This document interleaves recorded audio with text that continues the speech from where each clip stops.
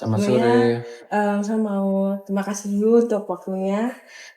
Perkenalkan kami dari BINUS University, dengan saya Kamalia, teman saya Joshua, lalu ada teman saya juga Claudio. Nah, jadi hari ini tuh kami bakal ngajuin beberapa pertanyaan terkait gaya kepemimpinan di Hotel Grand Mercure ini. Nah, jika Bapak berkenan, ini kita bisa mulai wawancaranya. Ya, Nah, sebelumnya saya mau tahu dulu dengan Bapak siapa?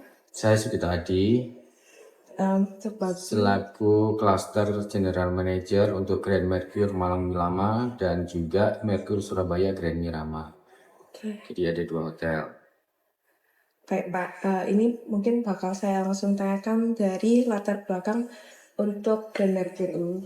Nah, yang pertama bisa tolong jelaskan ya Bapak visi dan misi utama dari Grand Mercure ini. Ya, jadi yang pertama adalah mengenai visi ya. Visi kami ke jangka panjang adalah bagaimana kami bisa menjadi hotel bintang 5 yang terbaik di Malang Raya. Terbaik dari sisi layanan, dari sisi quality, dari sisi semuanya. Jadi masih leading gitu ya, leading hotel bintang 5 di Malang Raya. Nah, sedangkan untuk misinya adalah bagaimana kami sebagai hotel premium, kami istilahnya bisa memberikan layanan yang terbaik dan bisa memberikan istilahnya memberikan pelayanan terbaik dengan dasar-dasar atau nilai-nilai dari value kami. Value kami ada saling percaya atau trust dalam bahasa Inggris, atau ada juga respect, ada juga innovation, ada juga spirit of conquest, harus fighting ya, kerja keras menaklukkan. Ada sustainability performance, dan juga yang satu lagi adalah guest passion.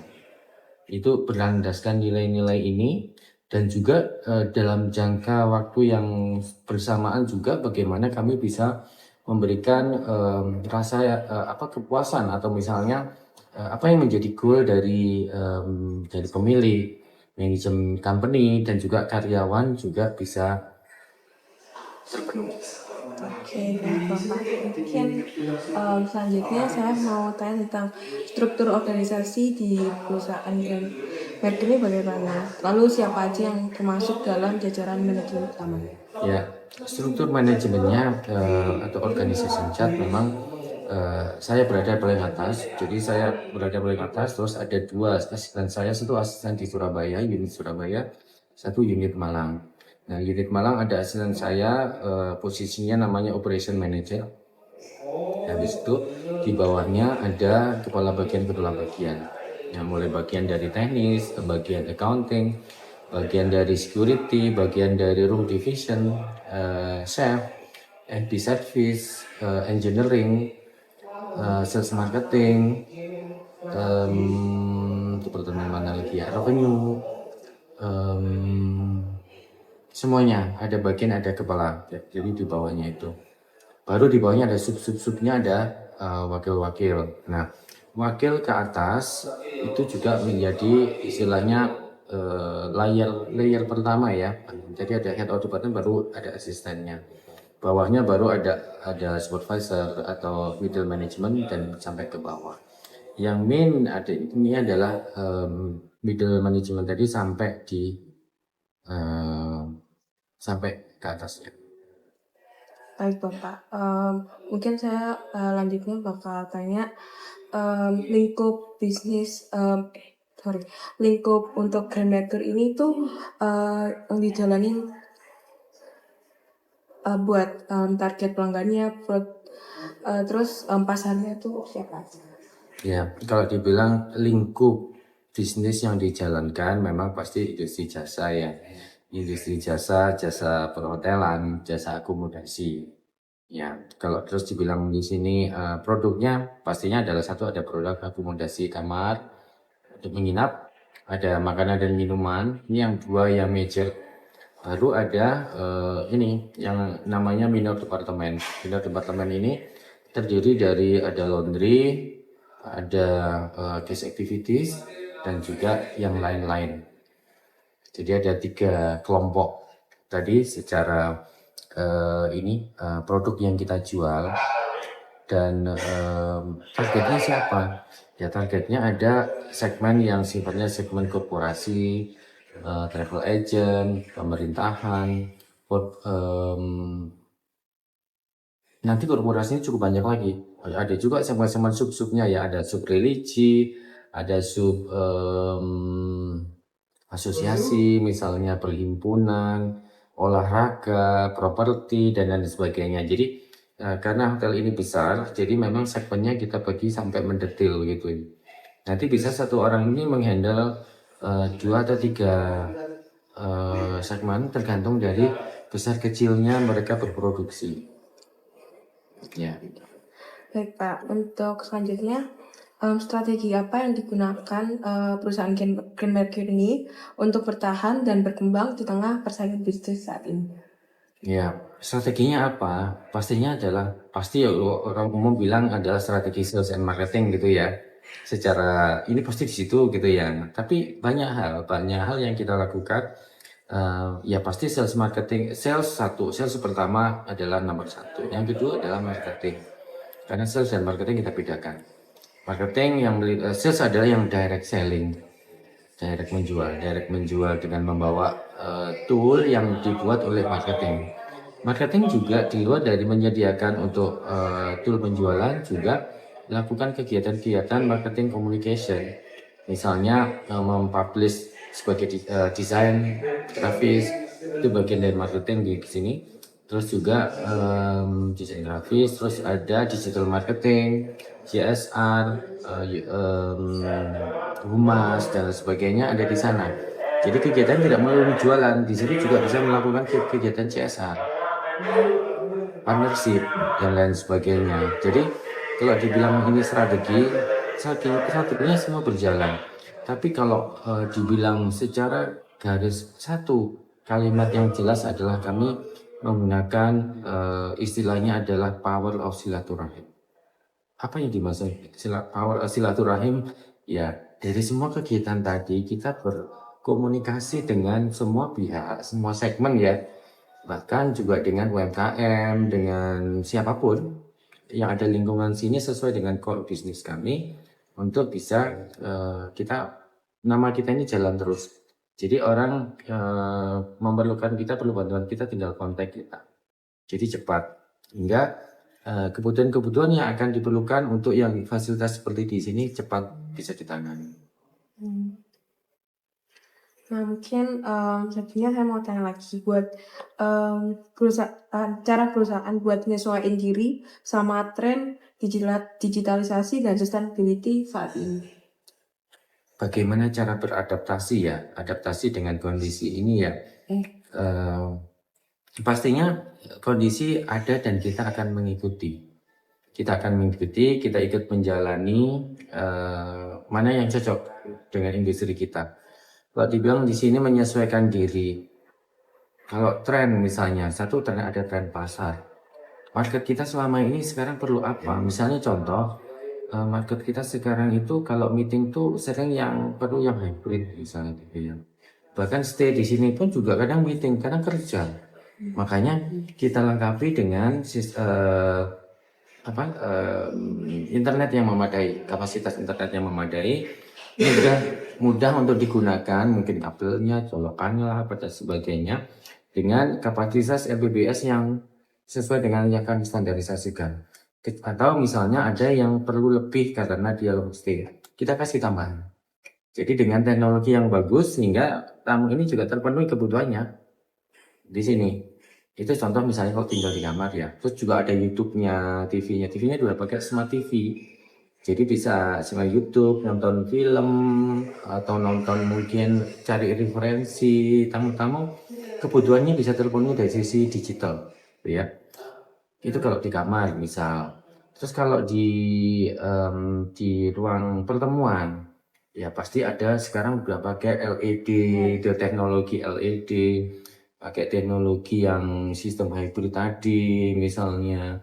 Ada lagi banyak hal yang kita adaptasi dengan perkembangan zaman hingga terasa melaksanakan kegiatan di sini ini mudah karena dibantu dengan teknologi yang ada.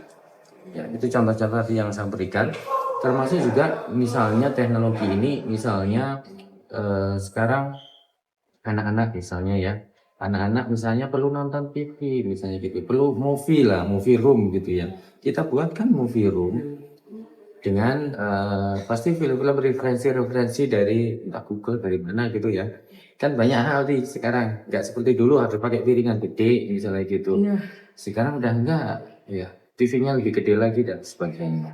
Nah itulah contoh-contoh yang bisa kita lakukan. Kalau dari sisi teknologi property management atau sistem, ya kita pasti mengikuti. Sekarang kita pakai cloud, sistem cloud lah misalnya, sistem accounting yang canggih, sistem PMS itu yang ada di reception lebih canggih hingga cepat, yang nggak lama. Sistem pakai sistem apa istilahnya, internet semua sudah. Jadi nggak kayak dulu di server gitu ya, lama server sudah nggak sekarang, dan cepat kerjanya. Jadi sekarang manusia bagaimana juga bisa adaptasi, dia bisa mengikuti itu, kerjanya cepat, manusianya harus cepat juga, harus cepat tanggap juga gitu. Ini saya mau tanya juga untuk sejak kapan bisnis ini Grand Mercury ini berdiri dan bagaimana perjalanan pertumbuhannya sejauh ini? Kan Grand Mercury banyak banget ya Pak. Mungkin kalau dari Grand Mercury Malang sendiri. Ya, hotel ini baru 4 tahun, 10 Oktober kemarin. Baru 4 tahun di Kota Malang. Ya, memang di awal dulu banyak orang nggak tahu, terus masih waktu belum berdiri ya. Belum. Juga banyak keraguan. Banyak market itu meragukan. Ya, tapi setelah buka dan tahu namanya dan sebagainya, sambutan dari market itu sangat bagus sehingga terus menerus setiap lantai kita buka itu selalu ada, dan juga banyak kegiatan orang di sini. Setiap tahun selalu grow positif. Ya, nah pertumbuhannya bisa dibilang memang hotel sebesar ini tidak ada di Kota Malang. Ya, Kota Malang diuntungkan dengan ada hotel sebesar ini hingga banyak tamu-tamu tingkat dari pusat dari Jakarta itu tinggal datang ke sini. Terus membawa dampak positif juga ke masyarakat setempat, Pemda, Pemkot ya, Pemkot dan lain sebagainya, kontribusinya besar karena ini investasi besar. Hingga banyak tamu-tamu dari Jakarta, dari manapun banyak ke Malang. Dengan lokasi di sini dekat tol, exit tol ya, maksudnya 2 exit tol, bandara, tidak di tengah kota, tidak terlalu macet sampai ke tengah sana misalnya gitu. Hingga banyak mendatangkan pendatang bisnis ke Malang. Jadi dampak ekonomi sekitar juga bagus efeknya. Termasuk kita dengan perlu logistik, dengan UMKM, logistik semua kan transaksinya besar. Ini dampaknya perputaran uangnya tinggi, miliaran setiap bulan. Jadi pertumbuhannya gimana? Pertumbuhannya kalau saya bilang sangat positif. Oke, baik Bapak. Mungkin saya mau tanya tentang filosofi kepemimpinan Bapak sendiri. Kan Bapak kan general manager ya. Ya. Nah itu gimana buat mengelola Grand Mercury? Kan juga sama cabang Surabaya Bapak ya. Ya, ya. Kalau dibilang filosofinya apa ya?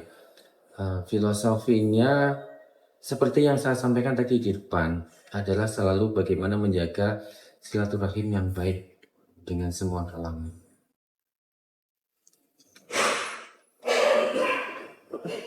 Nah, sekarang yang kedua, saya cek dulu yang. Nah, kita lanjut ke bab 2 ya Pak, tentang leading change and innovation. Baik, maaf salah. Atau tentang leadership behavior.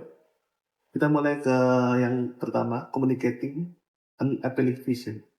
Soal pertama, bagaimana Bapak menyampaikan visi perubahan, misalnya ada perubahan besar ini, perubahan kayak digitalisasi dan lain-lain, kepada tim bawahan akan merasa kayak terinspirasi gitu. Ya, pastinya kami sampaikan dalam bentuk seperti sosialisasi gitu ya. Sosialisasi ke tim yang, ke leadernya dulu, ke para leader, bahwa Misalnya nih ada perubahan yang baru, misalnya itu ya, ada perubahan baru, ada kebijakan baru, ada teknologi baru, atau bagaimana nanti menerapkan, hingga kita harus menyiapkan juga kalau dibilang SOP-nya. SOP dengan apakah visi baru atau teknologi baru ini seperti apa untuk segera disiapkan. Baru nanti setelah disiapkan dan sebelum dilaksanakan juga ada juga pelatihan untuk ini tadi bagaimana caranya menangani hal yang baru tadi. Kadang bukan hal baru saja, kadang harus direvisi karena sudah tidak update gitu. Itu juga direview, direvisi hingga harus di trainingkan kembali. Dan pastinya dievaluasi sampai itu jalan dengan baik.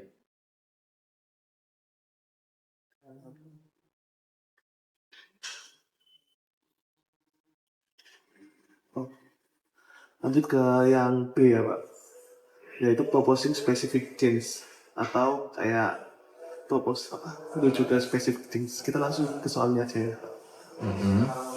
Yang ketiga, bagaimana Bapak mengidentifikasi kayak area yang harus diganti atau yang direvisi? Bagaimana? Kalau identifikasi pasti gini, kita kadang review, kita bisa melihat langsung atau melihat hasil. Ada yang misalnya kok nggak working gitu ya, kok nggak bekerja ya sekarang ini misalnya, atau mungkin kurang efektif atau hasilnya kurang bagus misalnya, hingga akhirnya yuk berarti ini harus direvisi gitu ya. Identifikasi kenapa harus dirubah ya, karena tadi melihat hasil, melihat efisiensi, melihat kegunaan atau mungkin sudah nggak berguna lagi. Dan apa langkah-langkahnya tadi ya, langkah-langkahnya bagaimana semua diidentifikasi, direview, dilihat. Jadi harus sering lihat clean ya, tidak hanya terima laporan tapi harus selalu datang. Jadi harus betul di video ya kan? Ya. Yang ketiga kita langsung ke C ya Pak, implementing a change. Jadi kayak menerapkan perubahan ini gimana? Langsung pertanyaan ini. Bisakah Bapak kayak ceritakan contoh nyata Bapak kayak ketika menerapkan perubahan itu dan di perusahaan ini atau hotel ini? Ya, perubahan besar contoh ya. Dan contoh misalnya nih membuat partnership dengan pihak ketiga. Biasanya kan orang cuma kamar gitu ya, kamar F&B. Terus bagaimana yang tadi yang pindah departemen? Ya, kita harus kerjasama misalnya dengan pihak ketiga, misalnya Ciliwung Camp misalnya gitu ya, UMKM yang banyak-banyak ini. Nah, kita kerjasama dengan berbagai pihak. Terus itu juga salah satu inovasi ya. Nah, terus bagaimana ini ya, mungkin kadang agak nggak bisa ya, saya harus ngasih bimbingan ya, kita ketemu dengan pihak ini ketemu membuat agreement, cara kerjanya bagaimana, nanti mengganggu tamu nggak, mengganggu lingkungan nggak, hingga dengan demikian kita review, oke, bisa kita berpartner, akhirnya partner mindset yang ini selalu kita rubah, akhirnya kita bisa partner. Dan hasil yang dikerjakan ini ada komisinya, misalnya konsinyasi gitu ya, kita dapat 20%. Nah itu banyak juga, dalam 1 bulan nilainya puluhan juta. Jadi ya ini apa strategi menghadapi resistensinya ya, saya harus mampu. Saya sebagai pimpinan harus menunjukkan bahwa saya mampu menunjukkan arahnya. Ini loh caranya begini, nanti teruskan.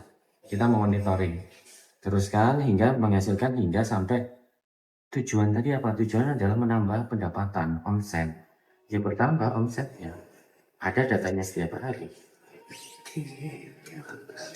Ya. Kita lanjut ke D ya Pak. Archaeology Innovation. Langsung kita ke nomor 7. Bagaimana Bapak mendorong tim untuk berpikir kayak inovasi terus? Ya, memang ini challenging ya. Kita juga harus punya orang-orang yang tepat di bawah kita. harus tepat yang bisa mengeksekusi. Ya, karena saya punya keterbatasan waktu, keterbatasan tangan untuk itu. Jadi saya juga harus punya selalu ide. Saya harus main sono, lihat sana. Oh ada ini, atau lihat sosmed ya. Lihat oh ada yang baru gini. Ya, baru menjadi untuk ide berinovasi. Ya, oh harus kalau kita ya nggak copy paste sih, maksudnya kita cukup di sini bisa misalnya inovasinya oke, untuk tamu yang VIP misalnya kita kasih internet lebih misalnya, atau misalnya kita kasih minuman kesukaannya, apa kesukaan mereka, preferrednya ya kita pasang foto buat mereka bangga, kita pasang begitu datang kita pasang fotonya atau video kita ambil dari sosmednya misalnya, jadi surprise ya, value ininya surprise, terus dikasih foto, dikasih gambar, dikacanya murah lah apa dan sebagainya ya. Apa kesukaannya dia kita cari, kita udah bisa nyari kesukaannya dia di satu platform kita, bahwa yang tamu-tamu ini apalagi VIP ya sebenarnya gini kita penuh di situ, hanya yang kadang surprise. Nah disinilah bagaimana kadang dengan komen-komen yang bagus dari tamu kita tunjukkan ke tim ini loh, tamu-tamu suka, happy mereka, si A si B disebutkan namanya, senang mereka, happy, akhirnya mereka bisa berkreasi lagi ya, nanti tamu yang lain ini gimana sukanya, ini sukanya gimana gitu ya. Nah terus juga penghargaannya tadi banyak, kalau dari sisi itu tadi banyak tim-tim yang kita di ini apa disebut namanya di online, di komen, terus ada kita disebutin kadang di sosmed si ini si itu suka sayang misalnya gitu ya, di luar dari yang lain kan pasti misalnya dikasih tips ini ya, tapi yang itu wis lumrah lah gitu ya.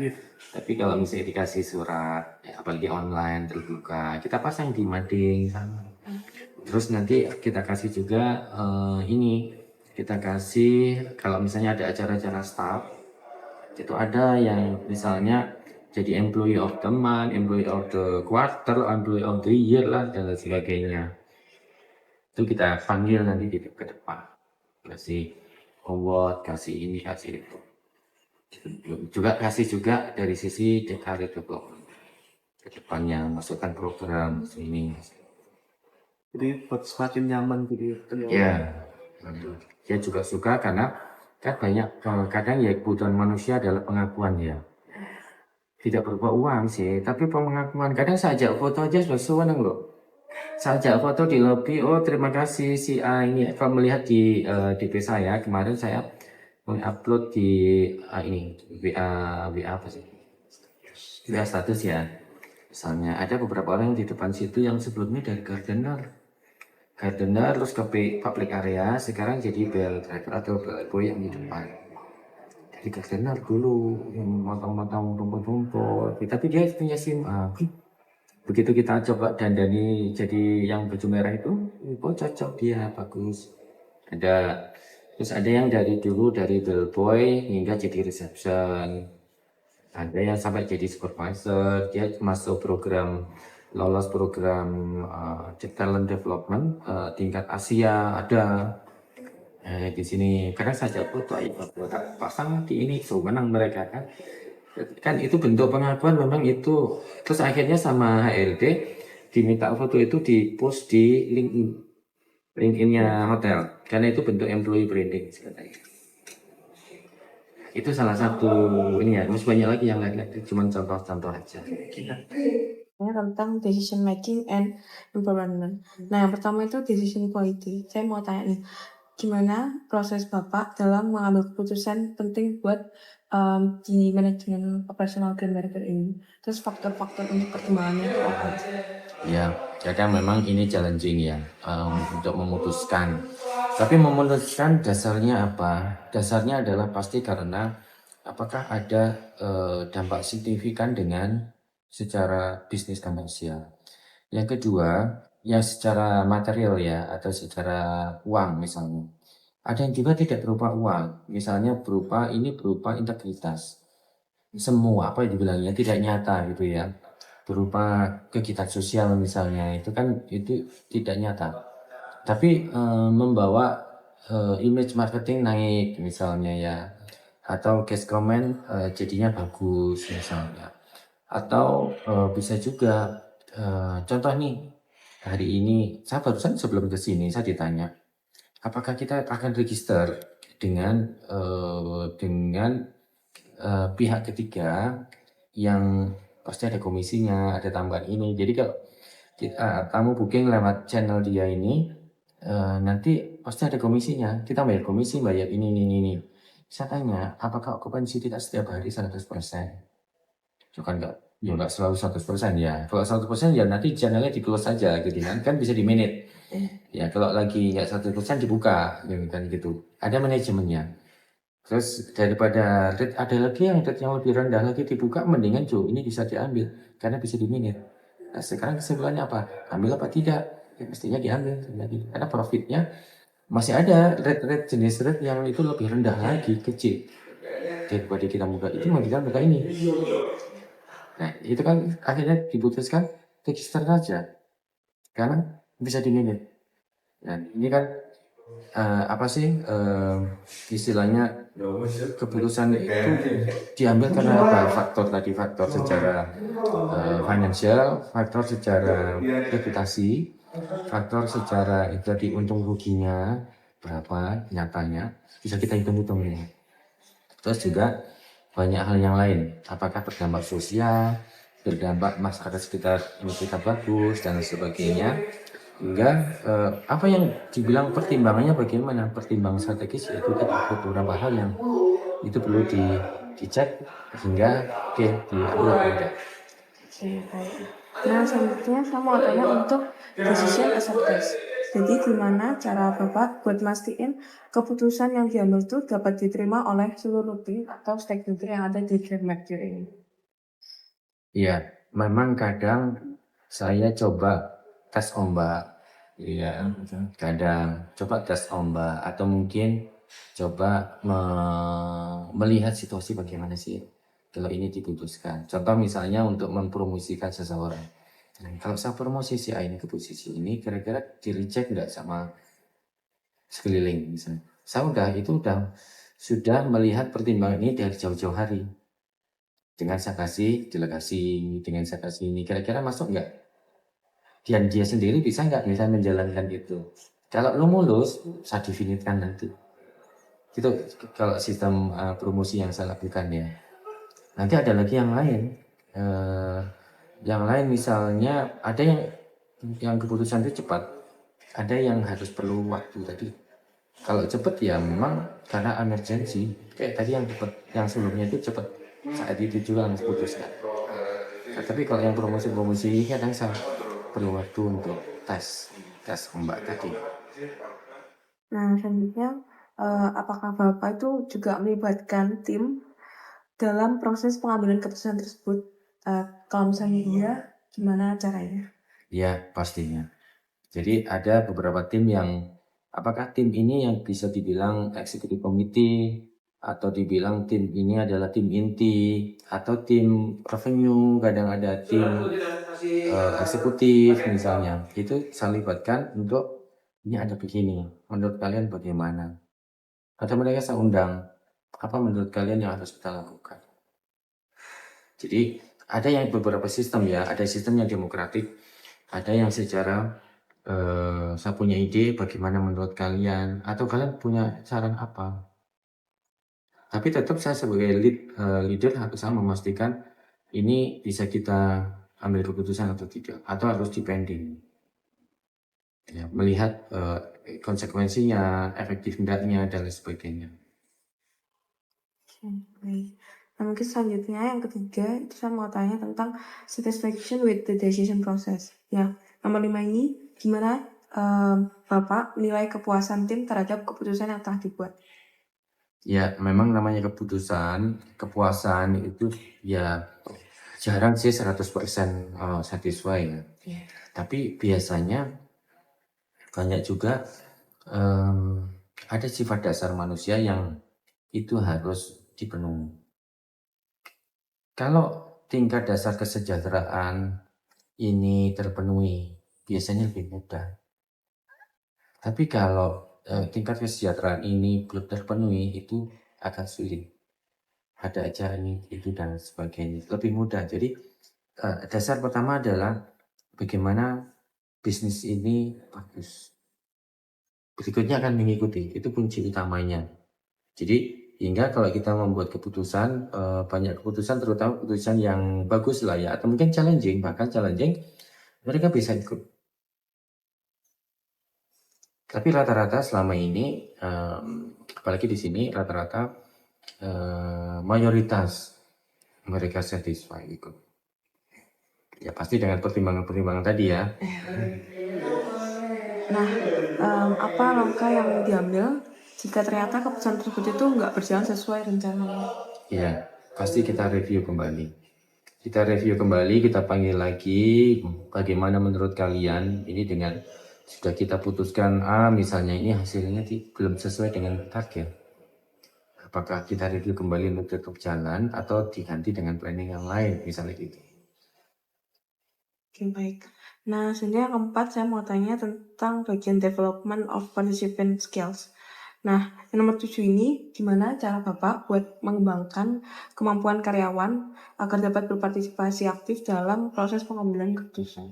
Ya, memang banyak kita lakukan pelatihan-pelatihan, diskusi, itu ya, bagaimana manajerial yang tepat dengan berbagai sumber pastinya. Ya, pasti saya akan lead di sini dan memberikan kesempatan ke mereka apa yang akan mereka lakukan. Jadi apa yang mereka lakukan hingga bisa berpartisipasi dan untuk kedepannya mereka lebih aktif dan punya referensi yang lebih banyak karena banyak juga yang baru-baru di sini. Banyak leader baru. Bagaimana membangkitkan mereka untuk aktif. Nah, selanjutnya saya mau tanya tentang empowerment process and results. Yang nomor 9 ini, gimana cara Bapak buat memberi kepercayaan dan tanggung jawab lebih besar pada tim leader-leader, apalagi leader yang baru, kata Bapak.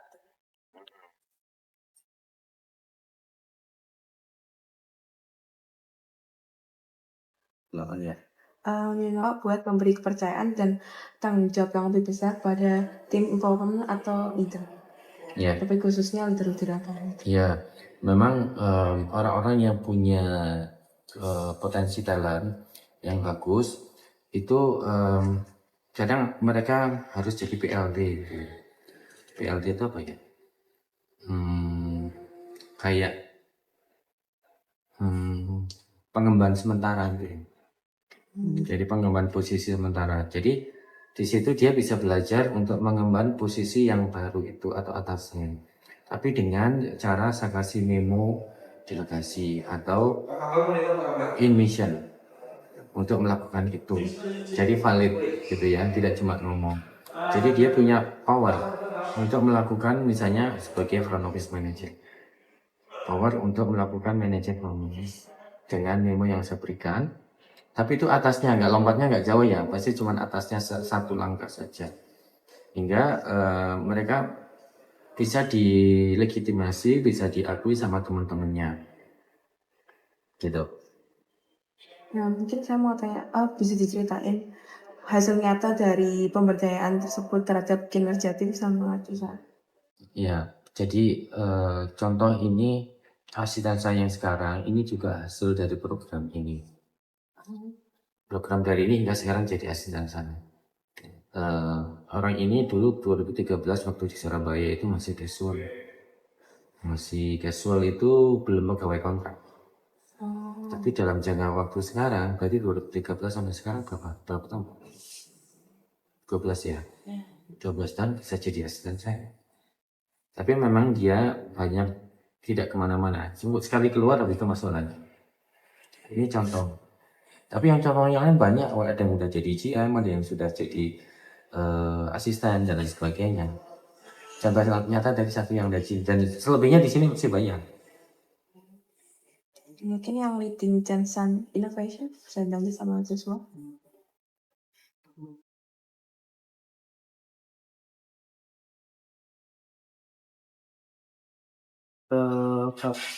Yang keempat yaitu leading change and innovation atau memimpin inovasi. Kita sub pertama yaitu visi dan peran leader dalam perubahan. Ini seperti mengulang tapi kayak berbeda konteks. Ini konteksnya tetap perubahan, Pak. Jadi bagaimana visi Bapak terhadap perubahan yang ada di organisasi ini? Ya, kalau dibilang visi terhadap perubahan, visi terhadap perubahan ya memang perubahan itu sebenarnya abadi. Menurut saya, perubahan itu abadi. Perubahan itu tidak abadi ya. Intinya perubahan itu selalu ada. Tidak mungkin tidak ada perubahan lah, intinya gitu. Makanya mau berubah seperti apapun, mau Gen Z, Gen milenial dan sebagainya harus dijalani.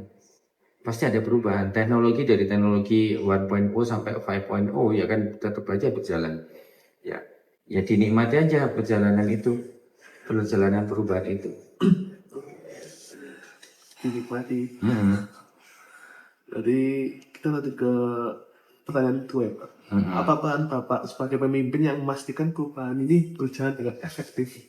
Ya, perubahan pastinya saya harus mengupdate ya. Kadang saya harus jalan, harus tanya ke tim. Kalian tahu nggak, misalnya contoh nih, zaman 1.0 itu seperti apa? Ini apa? Sekarang sampai di mana kita? Nah, kita harus bagaimana nih? Kita bekerja sekarang ada Gen Z, Gen Millennial, ada Gen X, ada Baby Boomer lah dan sebagainya ya. Sekarang masing-masing punya diskrepensi.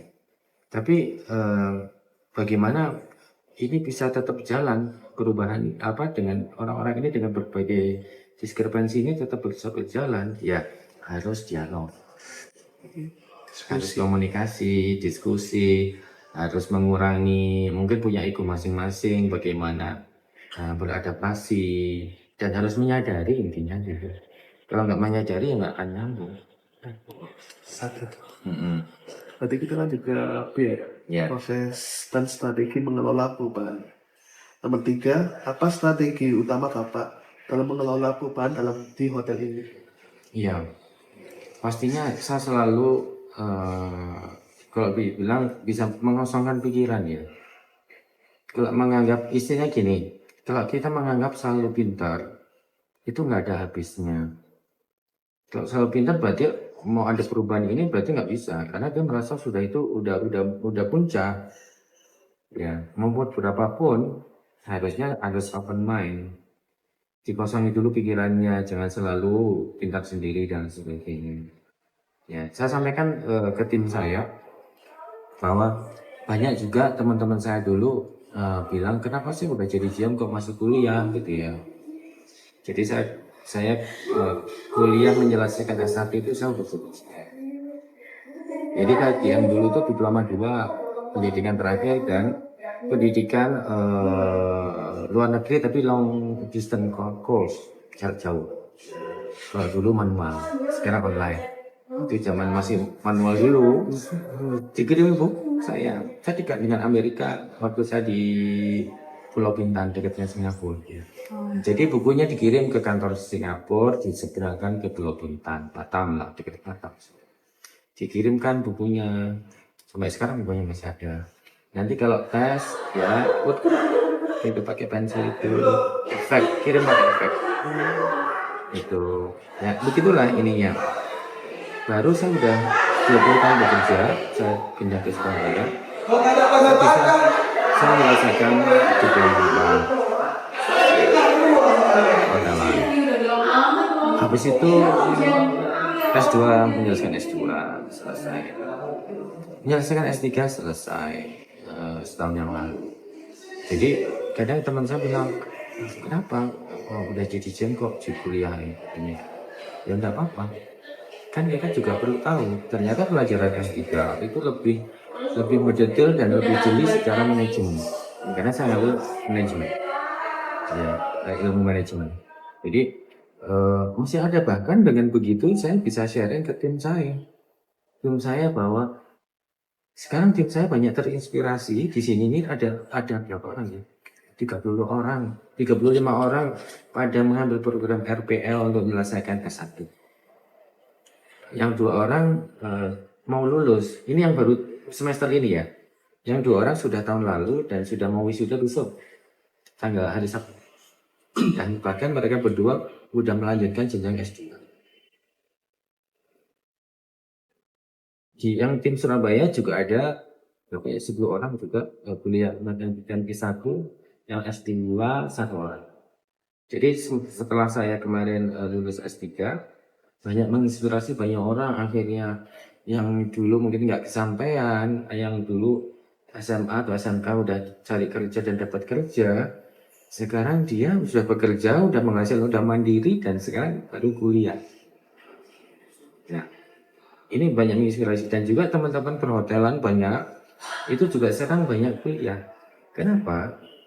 Karena satu adalah value, meningkatkan value, meningkatkan mungkin kita nggak kerja di hotel jadi dosen bisa. Karena dosen minimum S2. Iya, nggak bisa S1. Nah, ini sekarang ada sisi yang lain. Akhirnya bisa menginspirasi mereka. Tadi di nomor yang beli nomor 3. ya, jadi perubahan. Akhirnya saya bilang bahwa kalian juga harus ke dunia akademis. Biar tahu bahwa kita sekarang ini soal di industri bagaimana akademis. Kira-kira sinkron enggak? Jadi komplit ya. Itu nomor 3 ya. Nomor 4. Bagaimana Bapak memastikan transisi berjalan lancar tanpa mengganggu produktivitas dalam bisnis hotel? Ya, transisi ini harus selalu terjadi. Hampir setiap saat terjadi transisi. Karena kita di market, jadi kita di bisnis industri begini, market itu selalu berubah. Mungkin kalau di bisnis saya lihat kan banyak praktisi ke sana ya. Partnernya praktisi, banyak kerjasama dengan praktisi. Itu masih banyak relevannya saya lihat. Karena saya sering ke sana juga, karena saya partner juga sama bisnis. Tapi ada, bukan saya tidak menyebutkan kampus ya. Banyak juga yang kadang banyak lebih ke teori. Dan mungkin tidak makan. Jadi KKN gitu ya, ini KKN kan beda pengabdian. Makanya begitu lulus kadang juga agak sulit masuk industri. Karena mindsetnya berbeda kadang. Nah inilah kalau transisi manapun, makanya kita harus tahu akademis. Kadang kalau saya ke akademis, apa yang terjadi di akademis ya. Terus di industri bagaimana, sinkron apa tidak. Makanya kita sering kalau diundang sama BINUS kan, kita ini diskusi apa yang terjadi di industri, apa yang terjadi ini. Kalau nanti lulus dari kuliah tuh gimana misalnya, apakah yang di kuliah ini cocok nggak dengan dunia industrinya kan gitu. Itu yang biasanya sering kita diminta pendapat. Kita lanjut ke yang C, Pak. Keterlibatan dan komunikasi. Itu nomor 5. Bagaimana Bapak melibatkan seluruh karyawan dalam proses perubahan ini? Ya, memang dengan pakai struktur ya. Struktur apakah dalam bentuk general staff meeting, ada yang meeting dengan para leader-leader, ada yang juga dengan training, karena ada bagian trainingnya. Sosialisasi dalam bentuk membuat komite kayak kalian misalnya. Kita buat komite dengan tim-tim yang potensial tadi untuk bagaimana misalnya membuat project meningkatkan efisiensi proses check-in tamu misalnya gitu. Ya misalnya dalam proses harusnya misalnya 2 menit selesai misalnya gitu. Gimana tapi tanpa meninggalkan step-step yang ada. Atau harus bagaimana misalnya. Atau mungkin bagaimana membuat program greeting yang bagus, semua orang harus konsisten. Ya. Bisa nanti dikasihkan project. Istilahnya membuat program quality assurance di berbagai topik. Jadi nanti mereka yang akan mensosialisasikan. Oke. Setelah kita validasi pasti. Ya. Kita lanjut ke ini, Pak. Yang ke nomor 6. Seberapa penting bagi Bapak peran komunikasi dalam menghadapi fase perubahan di perusahaan di hotel ini? Karena di sini adalah kata kuncinya peran komunikasi. Jadi ya komunikasi itu sangat penting. Ilmu komunikasi bagi seorang pimpinan itu sangat penting. Apakah komunikasinya mau dibuat agak kencang atau mungkin agak turun? Jadi harus bisa mengatur. Jadi leader ini seperti sutradara. Seperti sutradara bagaimana, ayo sih ini bagaimana, ini bagaimana, itu bagaimana. Jadi harus punya daya apa istilahnya ya, keterampilan atau skill yang bisa mempengaruhi timnya untuk bisa apa yang kita maksud ini, apa yang perusahaan maksud, visi misi tadi bisa dicapai. Kalau tidak punya daya persuasif akan sulit. Ini menyampaikan. Ya, cara menyampaikannya, cara ngasih isyarat dalam bentuk komunikasi dilakukan, menghasilkan hingga akhirnya apakah ya semua digaji tepat waktu pasti ya. Syukur-syukur kalau dapat bonusnya lebih setiap bulan, pasti tambah senang. Bulan depan lagi akan lebih semangat lagi hingga mereka terus berkarya. Itu salah satu bukan mengakali sih, memanage gen milenial, gen Z dan lain sebagainya. Kasihlah wadah yang cukup, dia bekerja juga bisa, dia mengekspresikan idenya bisa, mewujudkan bisa, dapat pengakuan. Komunikasi ya ini. Ya, komunikasinya harus bagus. Terus kita lanjut ke D ya Pak. Tantangan dan pembelajaran. Nomor 7, apa tantangan terbesar yang pernah Bapak hadapi selama proses perubahan? Ya, proses perubahan pasti ditentang. Ya, kita mau merubah sistem nih, misalnya sistem dari manual ke sistem digital gitu ya. Orang yang sudah lama-lama ini wis worry semua ya. Aduh Pak, jangan, gak usah, ini sulit kita mendengar orang-orang yang karena dia di comfort zone, di convert mereka yang itu convert yang memang bagi mereka itu sudah bagus gitu ya, karena dia tidak sadar bahwa di atas langit masih ada langit. Ya, tidak ini. Jadi saya mengembalikan apa istilahnya basic dari kita semua bahwa di atas langit itu masih ada langit, tidak akan pernah ada habis. Tadi makanya kepalanya harus selalu dikosongkan. Ya, kalau dianggap selalu kepalanya penuh, langitnya sudah ada ceiling terus nggak ada ke atas lagi, sudah tidak akan bisa masuk perubahan-perubahan yang baru. Jadi penolakan. Kita bisa lanjut ke 8 yaitu pelajaran apa yang Bapak ambil dalam pengalaman untuk perbaikan gitu.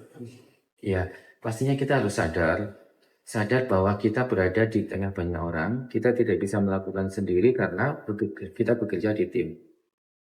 Kalau di dalam diri kita sendiri adalah bagaimana saya sadar bahwa saya manusia, saya harus suatu saat adaptasi, suatu saat keadaan itu berubah, bagaimana jalannya, bagaimana antisipasinya. Tapi kalau dengan tim banyak, berarti kita harus paham bahwa kemampuan tim kita seperti apa.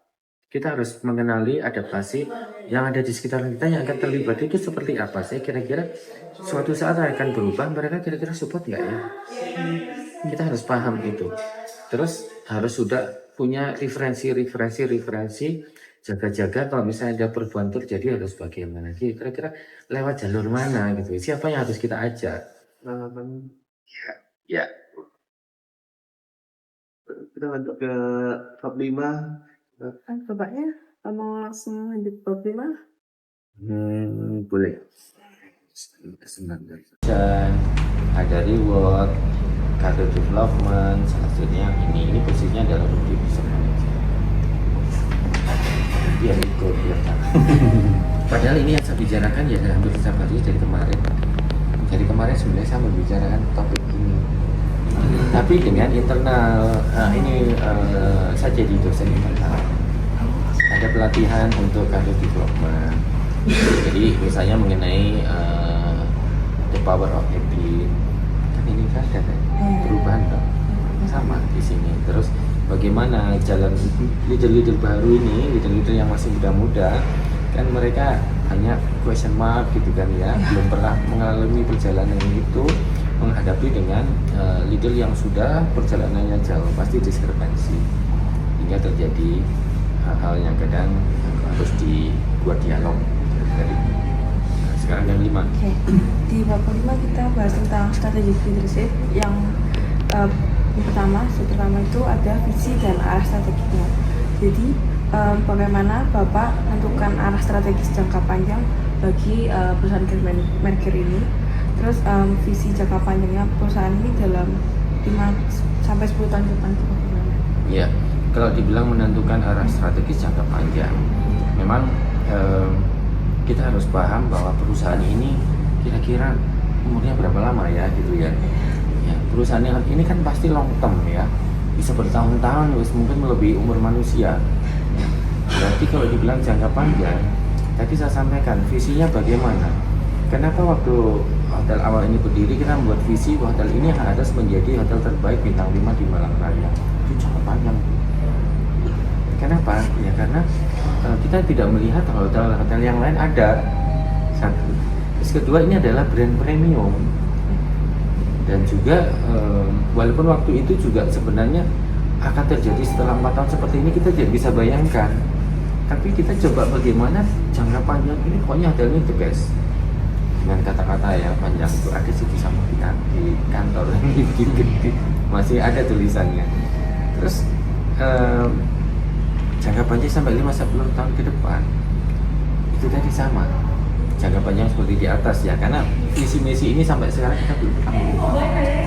Tapi bagaimana 5-10 ke depan ya, harapannya adalah hotel ini secara dicantolkan semua tim harus melihat ini loh, kita ini harus menjadi hotel yang terbaik bintang 5 di Malang Raya ini jangka panjang. Bagaimana kita harus bertahan di situ dari sisi guest comment, mungkin ranking, mungkin komen tamu, mungkin omset dan lain sebagainya, mewujudkannya. Gitu. Oke. Nah, mungkin selanjutnya saya mau tanya tentang penyusunan dan implementasi dari strateginya. Nah, gimana proses penyusunan strategi bisnis Grandmark ini dilakukan? Manajemen operasionalnya, terus apakah melibatkan tim manajemen atau seluruh departemen? Ya. Jadi kalau menyusun strategi bisnis kita bisa melihat apa sih yang akan dicapai itu. Kita harus tahu yang akan dicapai apa. Misalnya ini sudah 4 tahun ya, 4 tahun mungkin di tahun lalu atau di tahun ini kita mencapai strategi bisnis di tahun depan. Satu yang sudah ada apa? Visi misi sudah ada, yang dasar-dasar sudah ada. Yang berubah adalah setiap tahun itu yang jelas berubah adalah budget. Budget ya, omset, profit, terus misalnya itu yang berupa financial. Nanti ada yang misalnya bagaimana energi ini dicapai sekian persen, payroll sekian persen, terus macam-macam gitu ya, lain-lainnya. KPI namanya, Key Performance Index. Itu strateginya ya dari mulai daily yang kita lakukan, semua departemen kita bagi akhirnya secara perusahaan, terus kita bagi masing-masing kepala bagian ya. Kamu bagian ini, bagian ini, bagian ini, bagian ini. Ayo setiap hari diupdate perjalanannya. Yang diberikan bagaimana, kalau nggak ayo kita acuan manajemen toolnya sudah ada. Acuan manajerialnya sudah ada masing-masing. Kalau nggak ngerti, ayo kita bahas satu-satu. Gimana? Terus nanti kita bahas, bisa setiap hari mereka bisa ngupdate. Ini ya setiap hari, mingguannya gimana? Akhirnya bulanannya komplit apa tidak? Bulanan, akhirnya tahunan komplit apa tidak? Nah, strateginya bagaimana? Yang secara ini ya kita lihat leadernya, nanti ketuanya siapa, misalnya championnya siapa, hingga masing-masing ini ada yang taking care. Nah, mereka para supervisinya ini kendor apa tidak. Nah, kita lihat dari hasil. Kalau hasilnya enggak, ayo ini punya PR sekian, ayo lagi kencengin lagi, misalnya gitu ya. Nah, ya seperti itu terus. Selanjutnya saya mau tanya tentang kepemimpinan dan pengaruh. Nah, jadi gimana gaya kepemimpinan Bapak memengaruhi budaya kerja di Grandmark ini? Terus gimana caranya Bapak buat membangun kepercayaan dan loyalitas di antara tim di semua departemen? Ya, ini pengaruh budaya. Memang kami membangun budaya dasar dari waktu pre-opening dari proyek ini.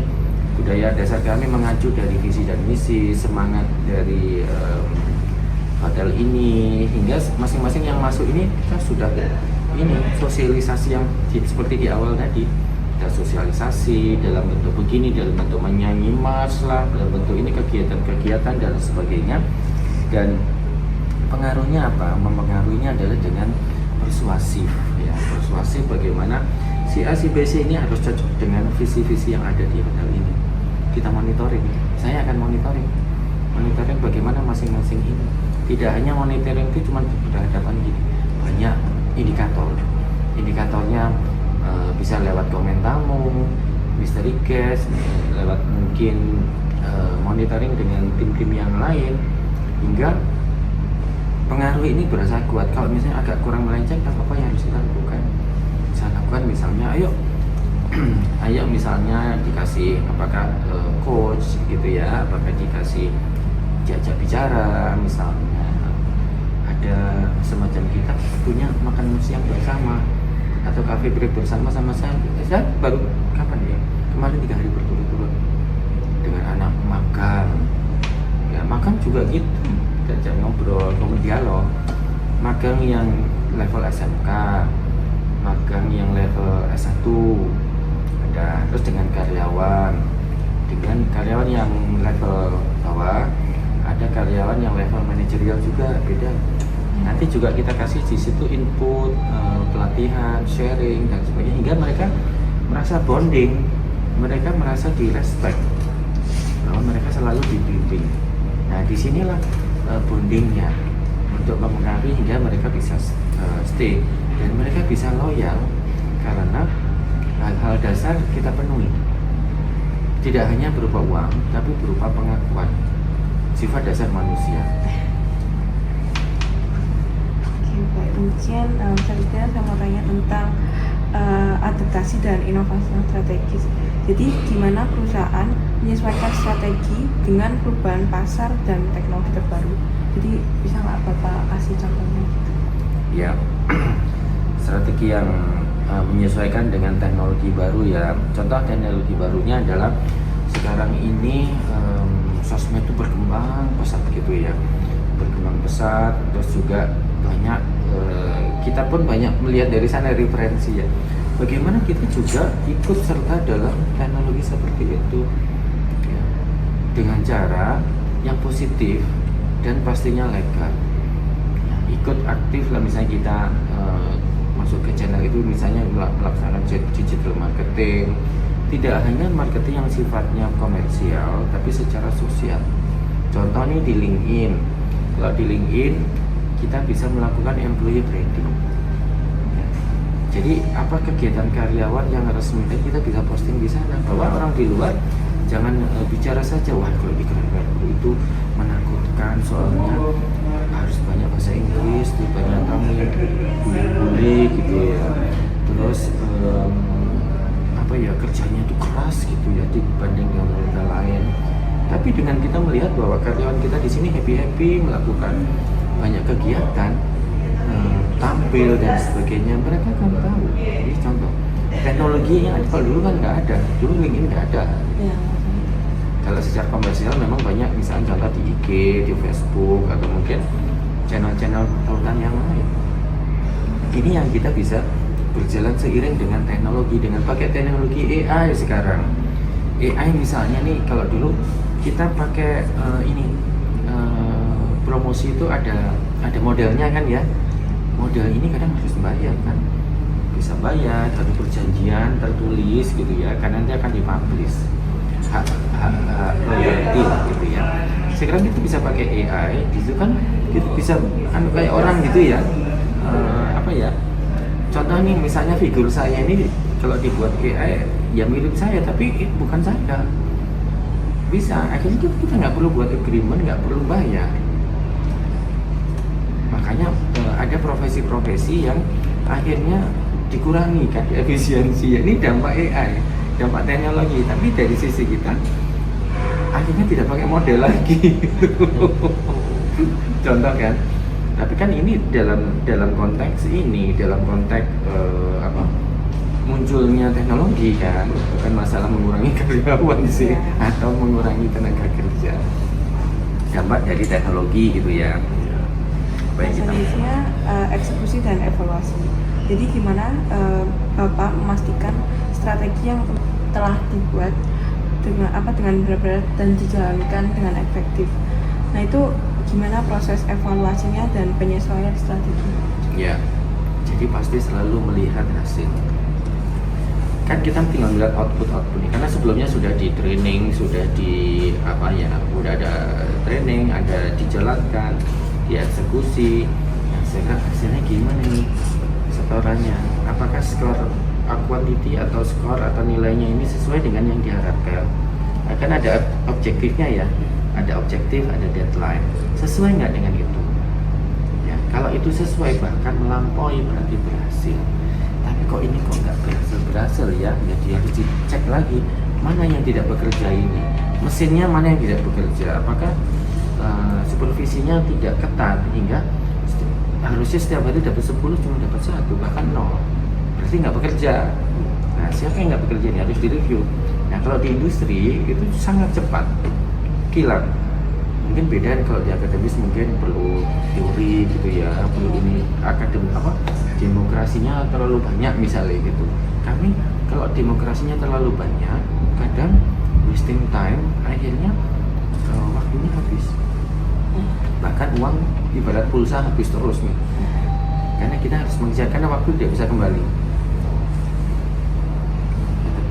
Oke, nah selanjutnya mungkin saya mau tanya tentang pengembangan sumber daya manusia dan kepemimpinan di masa depan.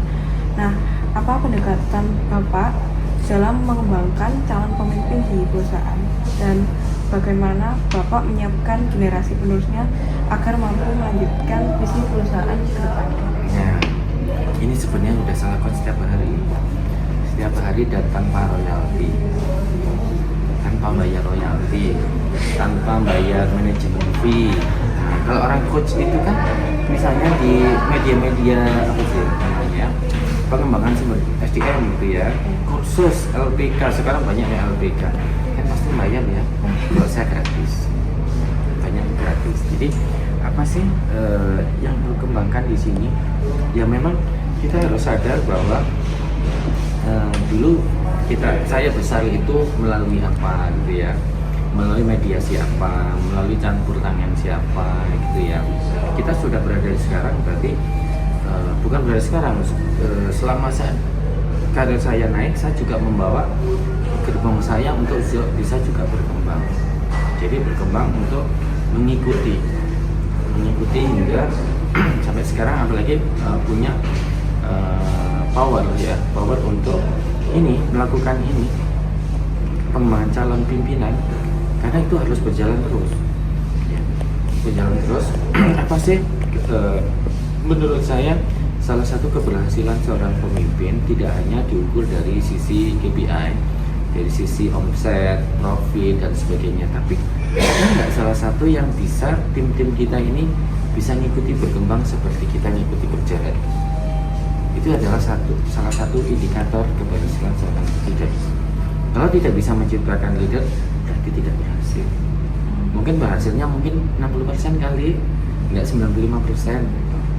Ya, itu prinsip saya. Makanya banyak orang-orang yang berada di posisi yang itu hingga tercipta ada program-program pengembangan, program pendidikan, hingga bisa berjalan terus ya. Itu sih, kalau dilanjutkan di sini bagaimana generasi penerus, yaitu dengan cara tadi, suatu saat pasti kita akan berada di puncak yang melandai gitu ya, melandai, tapi harus ada bagaimana sumbangsih kita terhadap generasi belakangnya.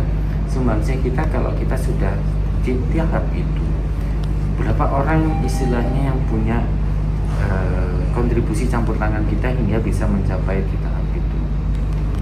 Bisa banyak sih, itu banyak, dengan memberikan jalan, memberikan pintu, memberikan jalur ya, dan lain banyak hal yang bisa dilakukan, dan itu sudah berjalan. Mungkin sampai sini saja sih Pak, pertanyaan-pertanyaan yang mau ditanyakan sekali. Terima kasih Bapak udah mau ulangi waktunya. Mohon maaf juga kalau saya teman-teman saya ada kata-kata atau perilaku. Tidak apa-apa. Terima kasih Bapak.